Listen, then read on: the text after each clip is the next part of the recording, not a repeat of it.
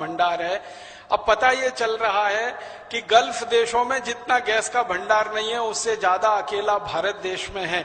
तो हमारे पास जब गैस भी उपलब्ध है और सुप्रीम कोर्ट का सहयोग और समर्थन भी मिला, इतना बड़ा काम इस देश में हो गया। और मैं मानता हूं कि अगले 10 साल में भारत के सभी छोटे बड़े शहरों में सीएनजी वाहन होंगे। ये आपको मैंने उदाहरण इसलिए दिया कि बहुत अंधियारे में, बहुत घटाटोप में आशा की एक किरण जैसा है। ऐसे ही एक दूसरी बात मैं आपसे कहना चाहता हूं कि हमारे देश में इंडियन फॉरेस्ट एक्ट है, फॉरेस्ट कंजर्वेशन एक्ट है, इसके बावजूद जंगल बहुत कटते हैं और पहाड़ हमारे सूने हो रहे हैं। लेकिन इसके खिलाफ भी सुप्रीम कोर्ट में समय समय पे याचिकाएं आई, बहुत सारे हाई कोर्ट्स में समय समय पे याचिकाएं आई और पेड़ों का जो अवैध कटाई था वो काफी कुछ हद तक बंद हुआ। अपने इस उत्तराखंड में बहुत बड़ा आंदोलन चला जिसका नाम था चिपको आंदोलन, जिसमें माताएं बहनें पेड़ से जाकर लिपट जाती थी और ठेकेदारों को कहा जाता था कि अगर पेड़ काटना है तो पहले इनका सिर काटो। तो ठेकेदार भी डर गए, सहम गए। तो लोगों की तरफ से वो चिपको आंदोलन चला। चंडी प्रसाद जी भट्ट, सुंदरलाल बहुगुणा जैसे बड़े लोग उसमें शामिल रहे। राधा बहन भट्ट जैसी तेजस्वी महिला उस आंदोलन की अगुवाई करती हुई रही। तो इन चीजों ने हमारे सुप्रीम कोर्ट को भी प्रेरित किया और हाई कोर्ट्स को भी प्रेरित किया और जगह जगह अवैध कटाई रोकी गई, जंगल कटने बंद हुए। पहाड़ों पर इसी तरह से अवैध खनन बहुत होता है, आप जानते हैं। इलीगल माइनिंग बहुत होती है क्योंकि हमारी धरती के नीचे बहुत सारा भंडार जमा पड़ा है, कोयले का भंडार है, तरह तरह के पत्थर हमारी धरती के नीचे से निकलते हैं। तो उसके कारण बहुत जगह पर माइनिंग चलती रहती है, कुछ लीगल होती है, कुछ इलीगल होती है। उसके खिलाफ भी हमारे देश में कई संगठन सक्रिय हुए और समय समय पर जनहित याचिकाएं सुप्रीम कोर्ट और हाई कोर्ट में आई। और अब आप जानते हैं कि बहुत सारे स्थानों पर ये माइनिंग बंद हो चुकी है। भारत देश का ये मथुरा और वृंदावन के बीच का इलाका है जिसको ब्रज प्रदेश कहा जाता है। भयंकर माइनिंग होती थी, अभी पूरी तरह से बंद है। इसी तरह से अरावली की पहाड़ियों पर बहुत माइनिंग हुआ करती थी राजस्थान में, अभी वो पूरी तरह से बंद है। तो हमारे देश में समय समय पर आपके जैसे कुछ न्यायविद लोगों ने सुप्रीम कोर्ट की मदद ली, हाई कोर्ट की मदद ली और इतने बड़े काम हुए हैं। इनकी लिस्ट पूरी गिनाना समय खराब करने जैसा होगा। 2-3 बातें मैंने आपके ध्यान में लाई हैं। आप चाहें तो सुप्रीम कोर्ट के जो जजमेंट आए हैं पिछले 10 वर्षों के और हाई कोर्ट्स के जो जजमेंट हैं वो वेबसाइट पे उपलब्ध हैं, उसको देख सकते हैं। मैं आपके ध्यान में इन उदाहरणों से एक बात ये लाना चाहता हूं कि बहुत अंधकार में, पूरे भ्रष्टाचार में डूबी हुई व्यवस्था में हमारे देश की आज की सारी घटाटोप में भी आशा की कोई किरण है जो हम देखते हैं। कोई एक दीपक है जिसे हम जला सकते हैं। तो अब मैं मूल प्रश्न पर आता हूं, मूल विषय पर आता हूं। वो ये कि आप अगर यहां से लौटने के बाद अपने अपने जिले स्तर पर, अपने अपने मंडल स्तर पर, अपने अपने राज्य स्तर पर या लगे तो देश के स्तर पर कुछ समूह बनाकर ऐसे काम शुरू करें और कुछ ऐसी जनहित याचिकाएं अलग अलग अदालतों में आप सब न्यायविदों की तरफ से दाखिल की जाएं, हो सकता है कि उनमें इसी तरह के फैसले आए और इतिहास बदल जाए, नया इतिहास लिख जाए।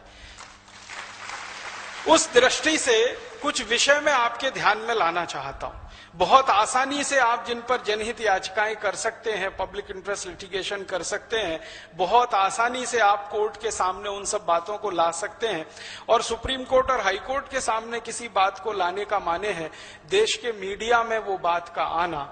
आप किसी बात को समाचार पत्र में छपवाने के लिए, प्रकाशित करवाने के लिए हाथ पैर रगड़ेंगे, हजारों लाखों रुपए देंगे, खर्च करेंगे, तो भी बात वो कॉलम इतने से में ही आएगी। लेकिन अगर वही बात आपकी जनहित याचिका के रूप में मंजूर होती है हाई कोर्ट और सुप्रीम कोर्ट में, तो बिना किसी प्रयास के अपने आप पूरे देश में वो फैल जाएगी।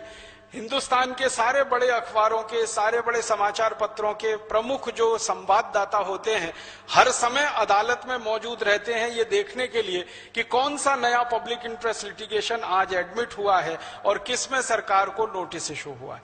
तो मैं आपके ध्यान में कुछ विषय लाना चाहता हूं। मैं भी आपके साथ इस विषय में मदद करूंगा। आप और हम सब मिलकर इस विषय को तैयार कर सकते करके कोर्ट के सामने रख सकते हैं। कुछ प्रमुख विषय हैं जिन पर बहुत आसानी से हम पिटीशन कर सकते हैं। आप जानते हैं कि हम सुप्रीम कोर्ट और हाई कोर्ट में जाएं तो दो आधार चाहिए हमें।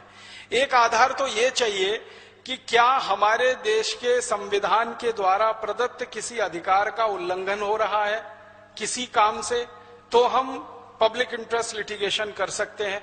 किसी व्यक्ति के मौलिक अधिकार का, किसी समूह के मौलिक अधिकार का, वो समूह किसी भी आधार पर गठित हुआ हो, को हमारे फंडामेंटल जो राइट्स हमें मिले हैं संविधान में, उनका कोई हनन और उल्लंघन हो रहा है सरकार के किसी काम से या सरकार के किसी कानून से, तो हम पब्लिक इंटरेस्ट पिटीशन फाइल कर सकते हैं। और कोर्ट की जिम्मेदारी है, क्योंकि कोर्ट जो हमारे देश में है वो संविधान का संरक्षक माना जाता है, तो कोर्ट की जिम्मेदारी है कि वो संविधान का संरक्षक होने के नाते आपकी पिटीशन को स्वीकार करे और आपको न्याय दे जो आप चाहते हैं। दूसरा आधार यह है कि अगर संसद के बनाए गए किसी कानून का उल्लंघन हो रहा है, संसद के बनाए गए किसी कानून का उल्लंघन कोई व्यक्ति के द्वारा हो रहा है, व्यक्ति समूहों के द्वारा हो रहा है, किसी कंपनी के द्वारा हो रहा है या निहित स्वार्थी तत्वों के द्वारा हो रहा है, तो भी आप कोर्ट के संज्ञान में ये बात ला सकते हैं और आपकी बात को पिटीशन के रूप में स्वीकार किया जा सकता है। बहुत अच्छा हुआ है हमारे देश के सुप्रीम कोर्ट और हाई कोर्ट्स ने इतनी सक्रियता दिखाई है कि 50 पैसे के पोस्ट कार्ड पर लिखा हुआ कोई वाक्य भी पब्लिक इंटरेस्ट लिटिगेशन मान लिया जाता है। माने कोई बहुत ज्यादा खर्चा नहीं है। आपने कोई गहरी बात सीधे सच्चे सरल शब्दों में 50 पैसे के पोस्ट कार्ड पर लिखकर सुप्रीम कोर्ट के मुख्य न्यायाधीश के नाम से छोड़ दिया है, तो कई बार वो पोस्ट कार्ड जो है पिटीशन के रूप में स्वीकार हुआ है और कोर्ट ने नोटिस दिए हैं और उस पर बड़े फैसले आए हैं। इसकी लिस्ट है, सैकड़ों फैसले की लिस्ट है, वो पढ़ के मैं समय खराब नहीं करूंगा आपका। तो इतना आसान अगर हो गया है सुप्रीम कोर्ट की तरफ से, हाई कोर्ट्स की तरफ से, कि 50 पैसे के पोस्ट कार्ड पर भी PIL हो सकता है, तो क्यों ना हम इस स्पेस का लाभ उठाएं जो हमें मिला हुआ है। तो क्या क्या विषय हो सकते हैं? एक विषय मेरे ध्यान में आता है जिस पर मैं पिछले 17-18 साल से काम कर रहा हूं। हमारे भारत देश में इस समय 5000 से ज्यादा विदेशी कंपनियां व्यापार कर रही हैं। इनमें सबसे ज्यादा कंपनियां अमेरिका की हैं, फिर बाद में Germany, France, Sweden, Switzerland, Denmark, Britain की हैं, फिर उसके बाद लैटिन अमेरिका के देशों की हैं। माने यूरोप और अमेरिका की 70% से ज्यादा कंपनियां हैं, बाकी एशिया और अफ्रीका के देशों की हैं। इन कंपनियों के द्वारा भारत के हर नियम और कानून का उल्लंघन होता है, हर नियम और कानून का उल्लंघन होता है। हमारी संसद ने जितने तरह के कानून बनाए हैं देश की रक्षा के लिए, संपत्ति की रक्षा के लिए, पर्यावरण की रक्षा के लिए, सबका उल्लंघन एक तरफ से ये कंपनियां करती हैं और उसके प्रमाण उपलब्ध हैं, बशर्ते कि हम सब कमर कस के तैयार हो जाएं उन प्रमाणों को कोर्ट के सामने प्रस्तुत करने के लिए और उस पर कोई फैसले लेने के लिए। एक उदाहरण मैं आपको दूं, हिंदुस्तान में काम करने वाली जितनी भी विदेशी कंपनियां हैं, सभी एक कानून का उल्लंघन करती हैं। उनके साथ एक समझौता होता है सरकार का, जिसको आप सब जानते हैं, मेमोरेंडम ऑफ अंडरस्टैंडिंग कहते हैं। तो MOU में जो शर्तें होती हैं, एक भी शर्त को एक भी कंपनी नहीं मानती। जैसे मैं आपको एक उदाहरण देके बताऊं, हमारे देश में अमेरिका की 2 कंपनियां हैं, एक का नाम है पेप्सी कोला, दूसरे का नाम है कोका कोला। इनके साथ भारत सरकार का जब MOU साइन हुआ तो उसमें शर्त है कि ये दोनों कंपनियां जब $5 विदेशों से कमाकर भारत को लाकर देंगी, तब ये $1 भारत से ले जाने की अधिकारी होंगी। माने ये कंपनियां भारत से अगर पैसा ले जाना चाहें तो $1 ये तब ले जाएंगे जब $5 कमाकर भारत के धन कोष में जमा कर देंगे। आप जानते हैं भारत का विदेशी मुद्रा कोष होता है, विदेशी मुद्रा भंडार होता है। तो $5 विदेशी मुद्रा भंडार में ये एक पेप्सी और कोका कोला जब जमा कर देगी लाकर एक्सपोर्ट करके, तब ये $1 का इंपोर्ट करेंगे। ये इनके MOU में कंडीशन है। लेकिन पिछले 17 वर्षों में दोनों कंपनियों ने इस कंडीशन का आज तक पालन नहीं किया है। आंकड़े ये बताते हैं कि ये कंपनियां $5 यहां से लेके जा रही हैं, तब $1 लेके आ रही हैं। तो MOU की जो सबसे प्रमुख शर्त है उसका उल्लंघन हो रहा है। हमारी सरकार के द्वारा मंत्रालय ने जो साइन किया है एग्रीमेंट, उसका उल्लंघन हो रहा है। हम इनको कोर्ट में घसीट सकते हैं और बहुत आसानी से इस पर फैसला ले सकते हैं। एक इसी तरह की एमओयू की शर्त है कि पेप्सी और कोका कोला कंपनी भारत देश में सॉफ्ट ड्रिंक नहीं बेचेगी। पानी जो बोतल में भरा हुआ है, जिसको कार्बोनेटेड वाटर कहते हैं, वो नहीं बेचेंगे। इनका भारत में आने का मुख्य मकसद है और एमओयू की कंडीशन है कि भारत के किसानों का आलू, टमाटर, प्याज, गोभी, पत्ता गोभी, गाजर आदि आदि जो फल हैं, सब्जियां हैं, जो हर साल 60,000 करोड़ के खराब हो जाते हैं, उनको प्रोसेस करके ये भारत में और भारत के बाहर विदेशों में बेचेंगे। प्रोसेस करके बेचेंगे, कच्चा माल भी नहीं बेच सकते, प्रोसेस करके बेचेंगे। लेकिन दुर्भाग्य हमारे देश में यह है कि इन कंपनियों का जो प्रोसेस किया हुआ टमाटर, आलू आदि का खाद्य पदार्थ है, वो बहुत मामूली सा बिक रहा है और पूरे हिंदुस्तान में इनका सॉफ्ट ड्रिंक बिक रहा है, जो बेचने की इनको परमिशन नहीं है। फिर एक तीसरी कंडीशन है एमओयू की, वो ये है कि पेप्सी और कोका कोला कभी भी अपने ब्रांड नेम से कोई चीज भारत में नहीं बेचेंगे। माने पेप्सी नाम से कुछ नहीं बिकेगा, कोका कोला नाम से कुछ नहीं बिकेगा, वो अपने ब्रांड नेम का भारत में इस्तेमाल नहीं कर सकेंगे।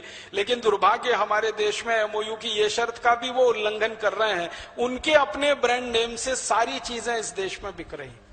फिर एक एमओयू की शर्त है जो बहुत महत्व की है कि पेप्सी और कोका कोला वाले कहीं भी फैक्ट्री लगाएंगे और वहां अगर पानी की जरूरत उनको पड़ेगी, मान लीजिए साल में एक फैक्ट्री को 10 लाख लीटर पानी की जरूरत पड़ती है, तो पहले वो 10 लाख लीटर बारिश का पानी जमीन के नीचे डालेंगे, जिसको रेन वाटर हार्वेस्टिंग कहते हैं, तब वो 10 लाख लीटर पानी निकालकर इस्तेमाल कर सकेंगे। लेकिन इनके किसी भी कारखाने में रेन वाटर हार्वेस्टिंग का कोई सिस्टम नहीं है। एक बूंद पानी भी जमीन में नीचे नहीं डालते हैं, वो सारा जमीन में से निकाल रहे हैं और गांव के गांव पानी से वंचित हो गए हैं। अगर यहां राजस्थान के कोई न्यायविद आए होंगे तो उनके लिए मैं कह रहा हूं, आप एक छोटी सी टीम बनाइए, जयपुर के पास एक गांव में जाइए, उस गांव का नाम है काला डेरा। उस काला डेरा में पेप्सी कोला का प्लांट लगा हुआ है। उन्होंने पिछले 4-5 साल में पानी इतना निकाल लिया है जमीन से कि काला डेरा गांव के आसपास के 50 गांवों का पानी सूख गया है। अब उस गांव के किसानों को पीने के लिए पानी लाने के लिए टैंकर मंगाना पड़ता है, 3-4 किलोमीटर दूर जाना पड़ता है जानवरों के पानी की व्यवस्था के लिए। सारा पानी पेप्सी कोला कंपनी ने खर्च कर दिया। ऐसी एक नहीं, बहुत सारी शर्तें हैं। एक शर्त यह है कि पेप्सी कोला और कोका कोला कंपनी भारत में आएगी, एक भी व्यक्ति का रोजगार अगर उनके कारण जाएगा तो कंपनी की जिम्मेदारी होगी, माने वो किसी को बेरोजगार नहीं कर सकते। लेकिन इन दोनों कंपनियों ने भारत में आकर क्या किया, हमारे देश के जो स्वदेशी बॉटलिंग प्लांट थे, आपको मालूम है एक कैंपा कोला हुआ करता था, एक 777 हुआ होता था, एक फेंटा हुआ करता था, तो ये स्वदेशी बॉटलिंग प्लांट थे सॉफ्ट ड्रिंक्स के। इन सबको टेक ओवर किया पेप्सी और कोका कोला ने, खरीदा। फिर इनमें से हजारों कर्मचारियों को बाहर निकाल दिया और बहुत थोड़े से कर्मचारियों के साथ उनका अब बॉटलिंग प्लांट चल रहा है। तो मैंने आपको ये पेप्सी कोला का नाम लेके कहा, इनके एमओयू की एक भी शर्त ये नहीं मानते हैं, सब शर्तों का उल्लंघन करते हैं और धड़ल्ले के साथ भारत में व्यापार करते हैं। तो हम सब अगर न्यायविद इस पर काम करें और एक अच्छी सी पिटीशन ड्राफ्ट करें और हिंदुस्तान के अलग अलग अदालतों में, मेरा यह मानना है कि हर डिस्ट्रिक्ट कोर्ट में जहां पेप्सी और कोका कोला का प्लांट है, हर डिस्ट्रिक्ट कोर्ट में हम पिटीशन फाइल करें। बाद में वो हाई कोर्ट जाएगा तब देखेंगे, सुप्रीम कोर्ट जाएगा तब देखेंगे। हर जिला अदालत में ये पिटीशन फाइल हो जाए और एक साथ भारत के 680 जिलों में पिटीशन आ जाए, तो पेप्सी और कोका कोला वालों की नींद हराम तो हम कर ही सकते हैं। हिंदुस्तान से उनको भगाने की रास्ते तो खोल ही सकते हैं। उनको पता क्या चल जाएगा कि संसद में बैठे हुए 545 एमपीज जो आज तक उनका समर्थन कर रहे हैं, अब उससे बड़ी ताकत हिंदुस्तान के जिलों में खड़ी हो गई है, जो इनकी खाट खड़ी कर देंगे या इनकी जड़ खोद देंगे।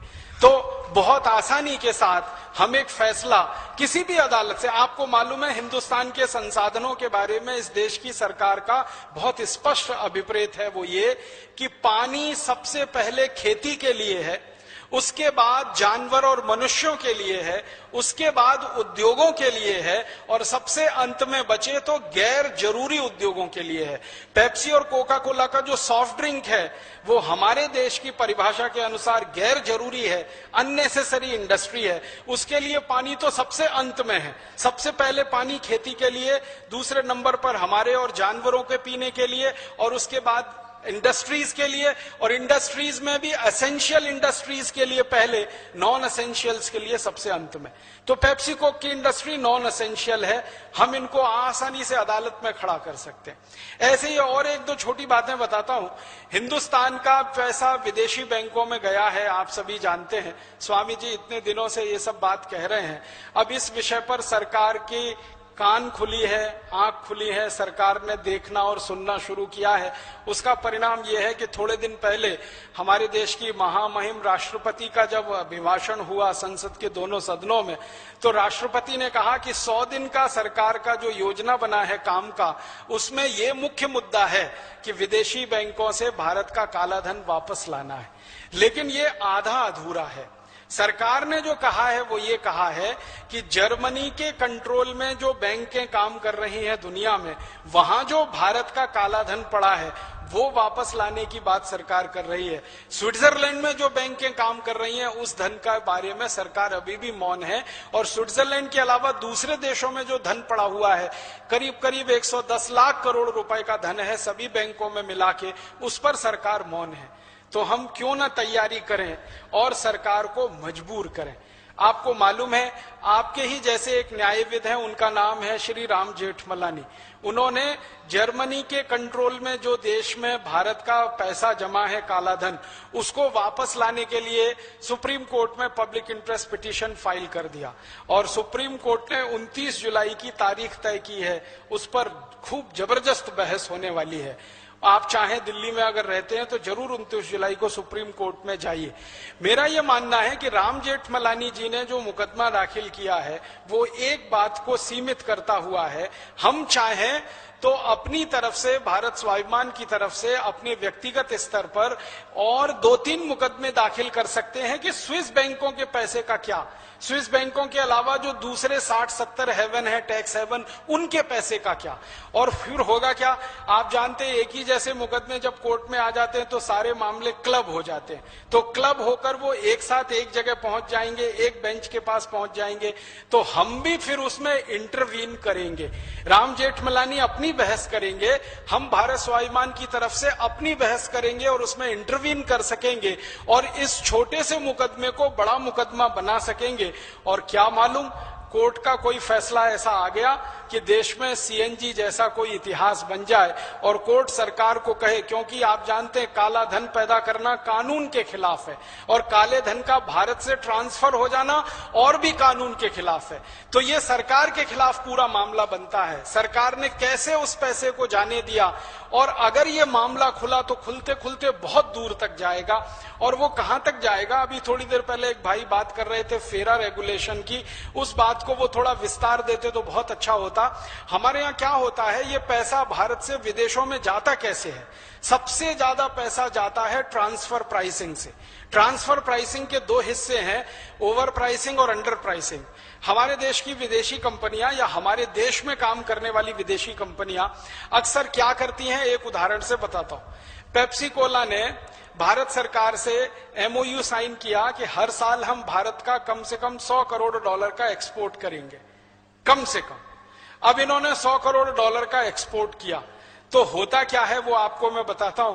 $100 करोड़ का जो एक्सपोर्ट किया उसका बिल बनता है $30 करोड़ का, $25 करोड़ का, $20 करोड़ का, या बनता है अधिक से अधिक $40 करोड़ का।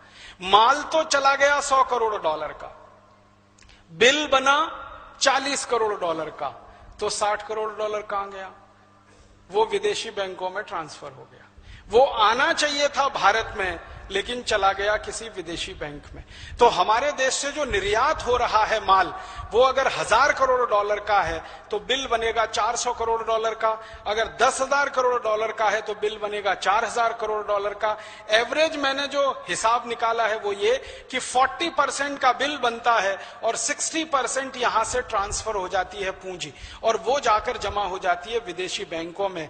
ये धन हर साल में जो जाता है वो लाखों करोड़ों रुपए में है, और रिजर्व बैंक ऑफ इंडिया को ये मालूम है, लेकिन रिजर्व बैंक ऑफ इंडिया ये हमें बताता नहीं है।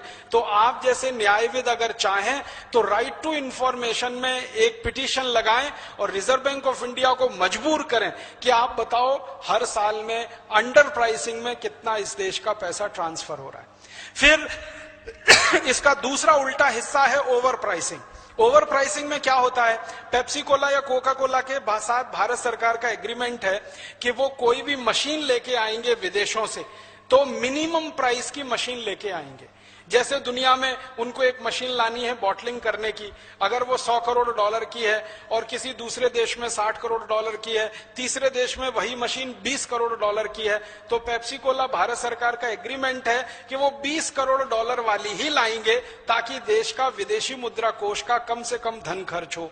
लेकिन पेप्सी कोला वाले क्या करते हैं कि जो 20 करोड़ डॉलर की मशीन है उसका बिल बनाते हैं 120 करोड़ डॉलर का, 220 करोड़ डॉलर का, 1000 करोड़ डॉलर का, और वो बिल भारत सरकार के सामने प्रस्तुत होता है।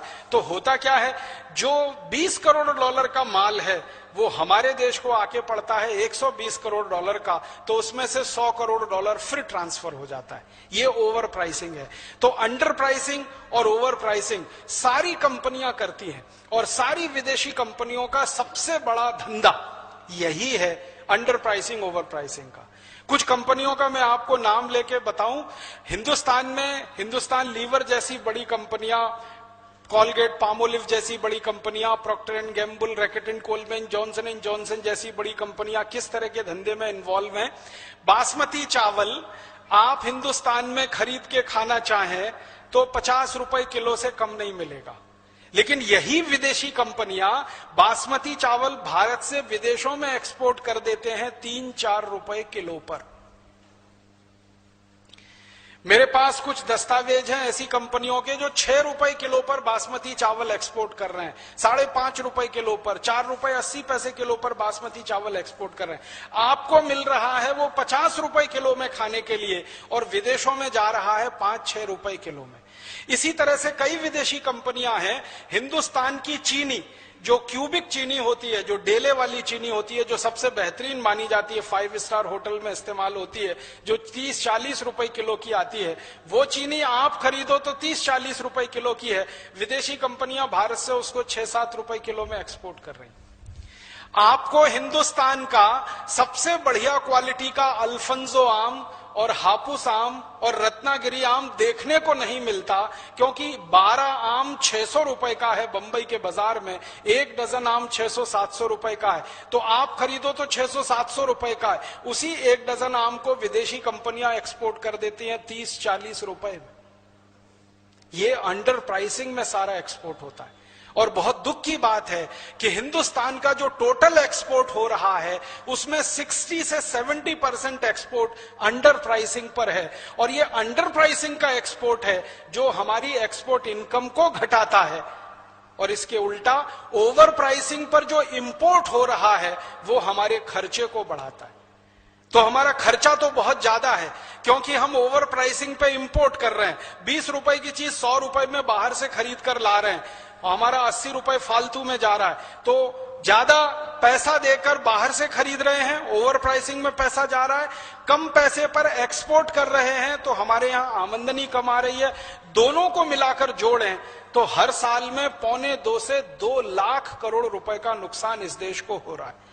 हम न्यायविद अगर चाहें तो इस पर एक जबरदस्त पिटीशन तैयार हो सकता है, देश के सुप्रीम कोर्ट में हम कर सकते हैं, हाई कोर्ट्स में भी कर सकते हैं, और ये पिटीशन इस देश की दिशा और बहुत सारा भाग्य बदल सकता है। 1-2 और छोटे उदाहरण आपको कहता हूं, 2-3 मिनट का समय बाकी है। हिंदुस्तान में एक और बड़ी समस्या है ट्रांसफर प्राइसिंग से हमारा पैसा जाता है, ओवर प्राइसिंग अंडर प्राइसिंग से जाता है, लाखों करोड़ों रुपए और स्विस बैंक और विदेशी बैंकों में जमा हो जाता है और वो पिछले 60-62 साल में 110 लाख करोड़ से ऊपर पहुंच जाता है। और एक तरीका है जिससे इस देश का पैसा और धन संपत्ति बाहर जाता है, आपकी आंखें खुली रह जाएंगी, फटी रह जाएंगी।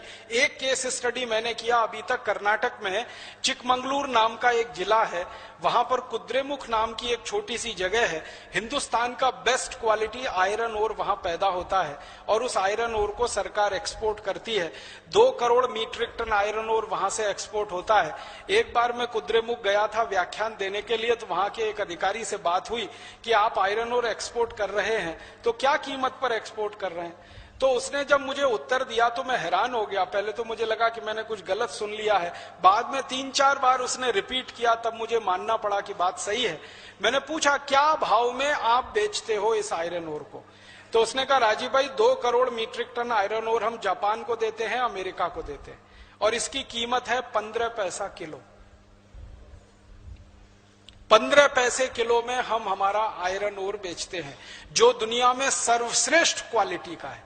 कुद्रेमुख आयरन ओर के बारे में माना जाता है कि उस आयरन ओर से अगर हम स्टील तैयार करें तो सालों साल उस स्टील में जंग नहीं लगता। इस क्वालिटी का आयरन ओर हमारे पास है जो दुनिया में किसी देश के पास नहीं है और हजारों साल से है, ये आज की बात नहीं। वो आयरन ओर सबसे अच्छी क्वालिटी का हम एक्सपोर्ट कर रहे हैं 15 पैसे किलो में। कि देश की संपदा और संपत्ति को कौड़ी के भाव में हमारे नेता और सरकारें बेच रही हैं, ये सुप्रीम कोर्ट के संज्ञान में लाना, हाई कोर्ट के संज्ञान में लाना बहुत जरूरी है और इन पर जबरदस्त PIL किए जा सकते हैं। कर्नाटक हाई कोर्ट में हो सकता है, महाराष्ट्र हाई कोर्ट में हो सकता है, गोवा में हो सकता है, झारखंड में हो सकता है, फिर उड़ीसा में हो सकता है और बाद में लगे तो सुप्रीम कोर्ट में भी हो सकता है। ऐसे हमारे देश में एक नहीं 20 मुद्दे हैं।